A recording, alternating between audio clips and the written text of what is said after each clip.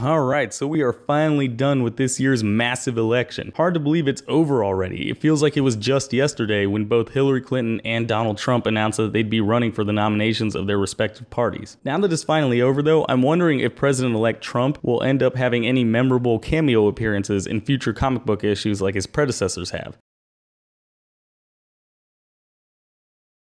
Okay, now let's see if he'll have any other memorable experiences outside of that one. Maybe some positive ones? Anyway, let's take a look at the top 5 presidential appearances in comic book history, starting with... What's cooler than meeting a giant talking transforming robot? Probably meeting a giant talking transforming robot while you're the President of the United States. Now in 1985, Transformers comics publisher Marvel released an annual with a story titled Plague of the Insecticons, where Optimus, Prowl, and Warpath go to the White House in order to meet with then President Ronald Reagan and establish peace between the Autobots and the United States. However, the Insecticons show up and decide to screw everything up, forcing the Autobots to try to fight them off. The Autobots do win in the end, but Optimus decides not to explain everything to the president, which kinda sucks considering Reagan was ready and willing to listen to everything Optimus was gonna say. Moral of the story here, kids, if you set up a meeting with someone and something weird happens, at least try to talk to the person you're gonna meet with. Now just a side note, the runner-up for this spot was the time where Reagan showed up in a strip in the comic 2000 AD as a complete and utter moron. Apparently the version of Reagan in this story was kidnapped by time-traveling aliens, but he swore up and down that they were really communists the entire time, despite all the evidence proving the alien thing. Marvel's Ultimate Universe is all around a weird, if still enjoyable experience. Sure, we got updated versions of popular characters, fresh stories that introduced a number of young kids to the world of comic books, and we got to see Captain America kick Hulk in the balls, but we also got scenes like this, and this, and this. Yep, that's President George W. Bush himself cowering in fear at the feet of supervillain Magneto in the pages of Ultimate X-Men number 6. In this issue, the X-Men find out Magneto wants to assassinate the president, and they go off to stop him. Turns out, Magneto wanted to humiliate Bush first, forcing the president to strip naked and lick his boots. Gross. Stuff like this, on top of the time the Liberators captured him out of the blue while they were wrecking up the United States, make him seem like the weakest president in the history of Earth 1610. And we're just a small part of the long list of comic book jokes we got to enjoy at W's expense while he was in office. If recent pop culture is any indication, Abe Lincoln was apparently history's biggest badass. Not only did he lead the nation during the Civil War and issue the Emancipation Proclamation, the over 6-foot tall president also apparently could chop down trees with a single swing of his axe, took down vampires on a regular basis, lifted full barrels of whiskey just to drink out of them, and outfought the Merc with a Mouth himself in his own book, no less. In issue number 4 of Deadpool, Deadpool goes up against the freshly zombified Honest Abe himself and gets the utter shit kicked out of him. It isn't until Zombie Lincoln makes the mistake of fighting Deadpool once again, this time in a cage match, that Wade finally had enough of getting smacked around and decapitates old Abe Lincoln. He may have gotten killed in the end, but at least Zombie Lincoln proved that Deadpool can't always rely on his healing factor to get him out of trouble in a fight.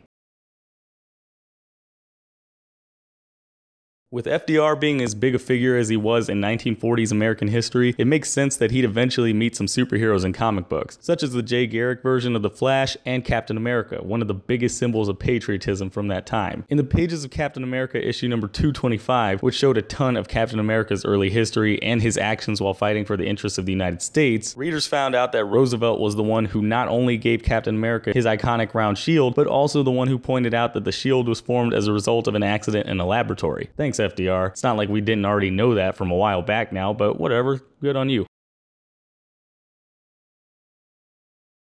Whether you liked him as a president or you couldn't care less, you gotta admit that Obama's had a hell of a time in the world of comic books. He's been a version of Superman, appeared next to Savage Dragon, who also endorsed him for president, and dealt with the sudden emergence of Skrulls, who'd been secretly invading Earth for years. However, I'd have to say that the best comic featuring America's most recent president has to be the Spidey Meets the President story seen in Amazing Spider-Man issue number 583. In this issue, Barack Obama is in the middle of being inaugurated as president, while Peter Parker takes some pictures of the whole thing. So far, nothing too interesting.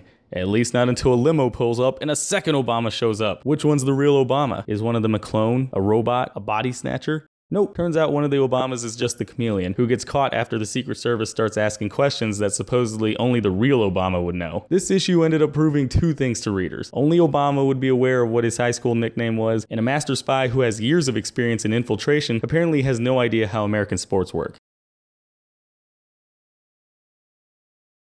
Oh, but wait, we're not done yet. We got one more to go through. Oh, come on. You had to know this one was coming. Sure, Hillary Clinton isn't president, but she almost was. I mean, good enough for me. I'm adding her to the list. To be fair, I showed Trump earlier. I gotta at least show Clinton. Kind of like Obama, Clinton also has a pretty impressive history in comic books, including when she and her husband Bill Clinton appeared at Superman's funeral during the death of Superman's story arc. However, let's take a look at the time when she showed up in a comic on her own in Faith, issue number 5. In one of the stories in this issue from the Valiant published series, we see the titular character Faith attending a Clinton rally as part of her day job. She ends up defending Miss Clinton and the other attendees from pieces of shrapnel that broke off of a helicopter during a fight she had with another superpowered individual. Clinton and Faith talk about saving people and try to do the right thing before they take a selfie, and Faith flies off. It's a fun self-contained story in the same vein as the Spider-Man one featuring Obama. You know, it's a little bit silly, not taking itself too seriously, that sort of thing. Now, I did see that some comic stores either weren't selling this issue, or if they were selling it, they were keeping the issues behind the counter. So there's this whole issue with people thinking there's censorship or something going on with this issue. Now, if that's the case for you in your local comic shop and you want to read the story without all the hassle, the website Vox actually does have it published in full, so I'll be adding the link to that below. Feel free to check it out and let them know that I sent you. Hey, thanks for watching. If you liked the video, be sure to click that like button, maybe leave me a comment while you're at it, and go ahead and click that subscribe button.